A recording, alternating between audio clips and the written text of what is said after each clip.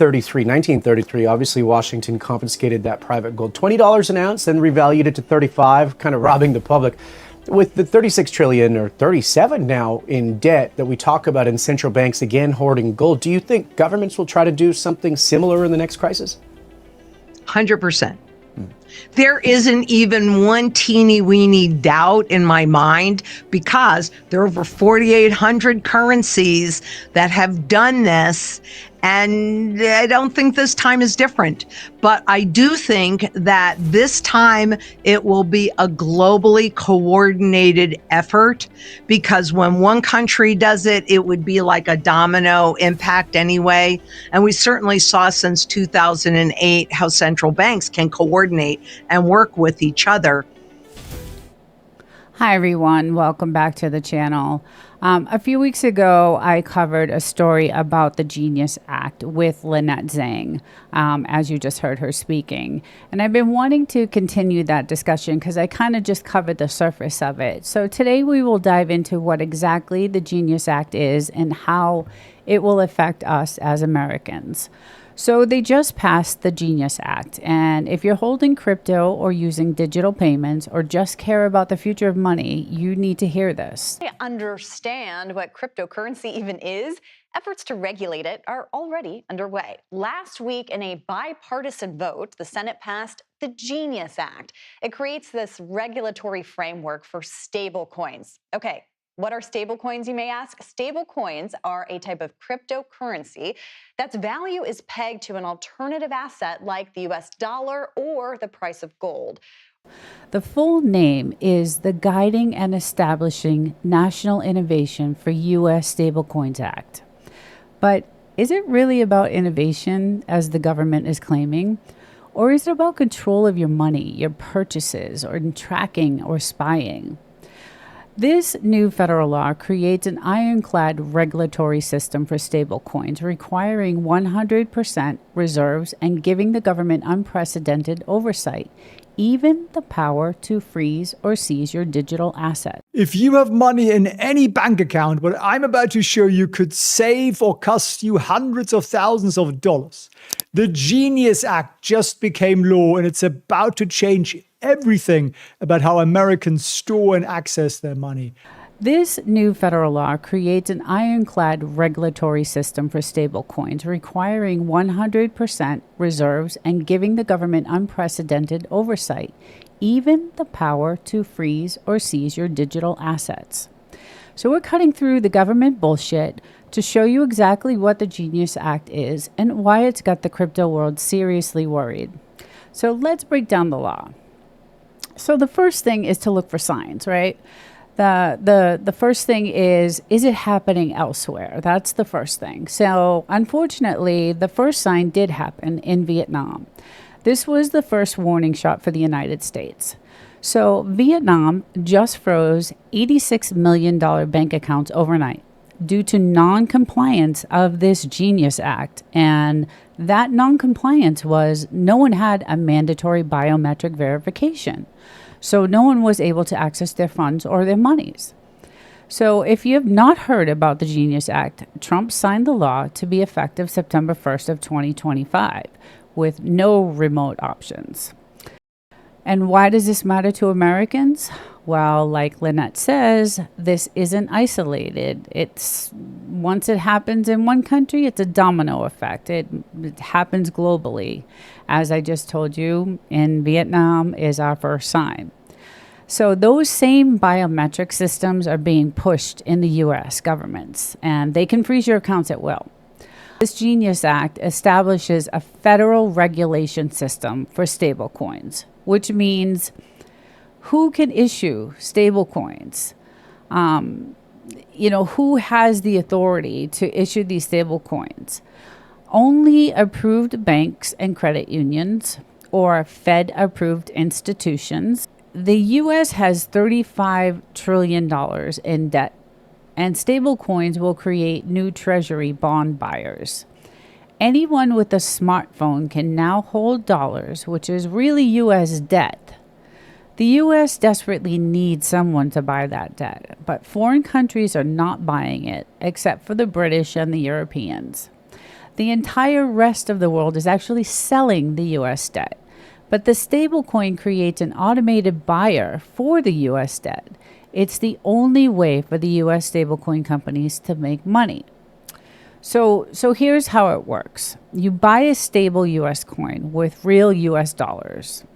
The issuer or the stablecoin company takes your dollars and buys treasury bills or US debt. The issuer then makes 5% interest and you get nothing.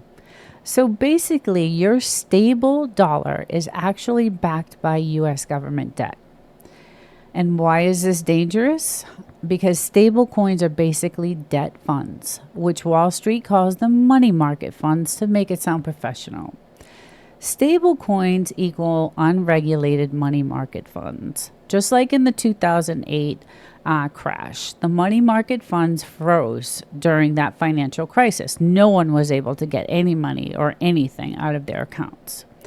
There's no Fed backstop. Unlike banks, stablecoins won't get bailed out. So there is some serious panic or concern regarding this.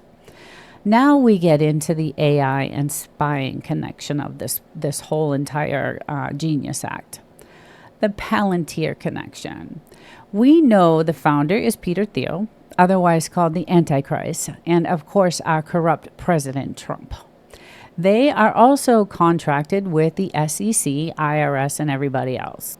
If you watched any of the AI Stargate Initiative Summit a few weeks ago, which I did, Trump spoke and praised Palantir for the partnership with the U.S. for this initiative. So they will work with stablecoin banks to create monitoring systems, watching your every single move. Now, why would the U.S. want to do this? Because it will allow the government to monitor or spy on your every move and on your every purchase or what you spend your money on. Palantir's surveillance capability platforms are known for their ability to process massive, messy data sets and use AI to identify patterns and flag individuals, leading to concerns about the potential for creating a mega database for broad surveillance or selective enforcement. Financial regulations like the Banks Secrecy Act law requires financial institutions to conduct know your customer processes and monitor suspicious activity. Palantir software were to be utilized by a financial regulator or a regulator stablecoin issuer, it could technically be used to monitor all transactions. Concerns about Palantir are centered on its role in data aggregation and AI-driven analysis for various government agencies, and the risk of this technology being used for excessive surveillance of U.S. citizens. This would enforce the biometric trap, which means that you would need digital IDs required for high-value transactions, or really any transactions. Every transaction is recorded permanently and publicly on open ledgers. Every transaction is linked to a complete history transaction. And your biometric data, your eye scan, your finger scan, or any biometric data is linked to this history. It's a perfect setup for spying on Americans. Complete financial surveillance. So real-world examples are the one I just told you about in Vietnam. It just recently happened. 86 million accounts were frozen for non-compliance. And this is all coming to America. All the same technology, just different packaging. So the winners of this currency change are, of course, the big banks who have to approve the issue of your stable coin.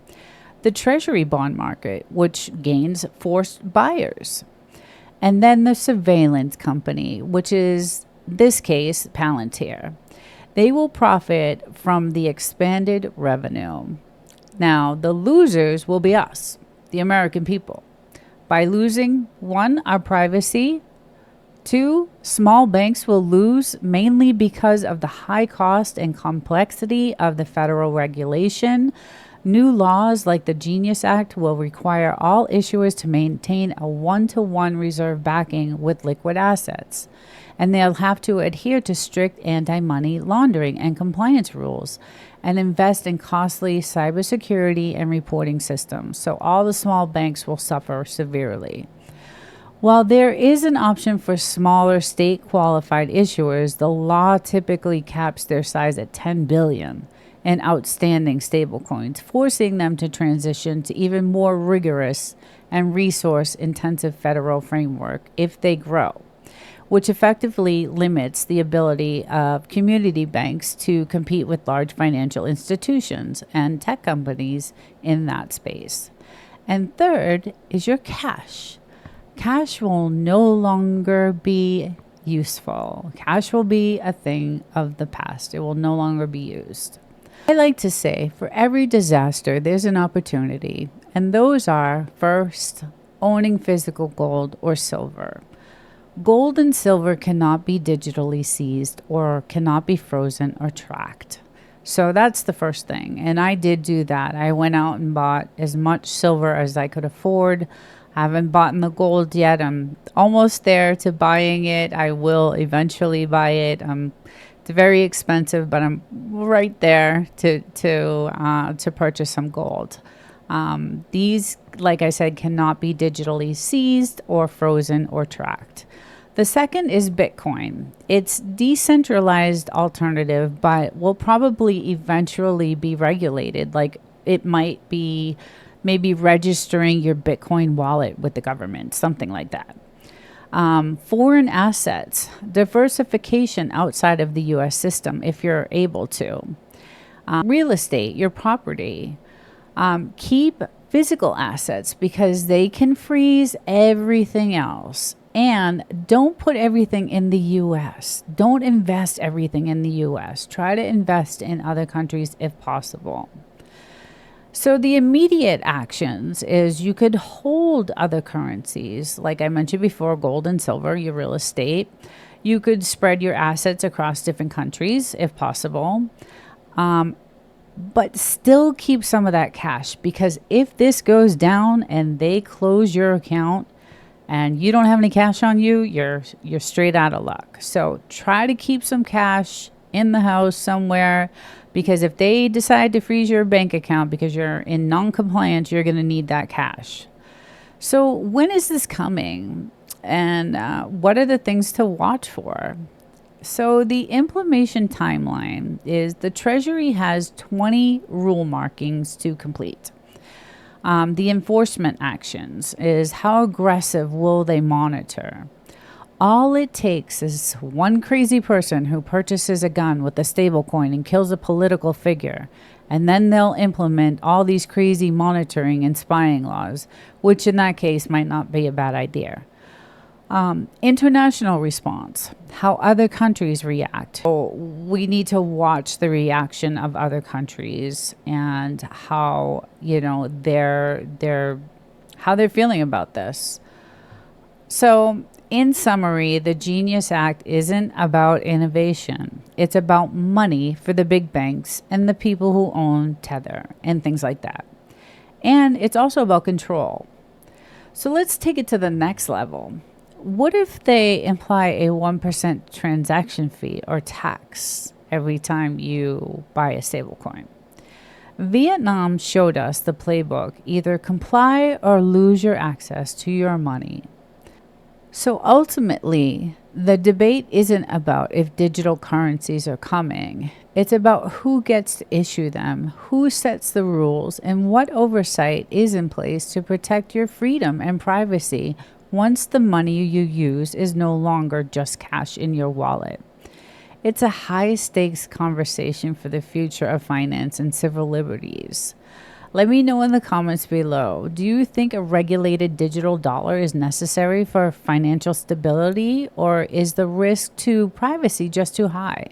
Hit that like button, subscribe for more breakdowns, and I'll catch you in the next video. Thanks for watching.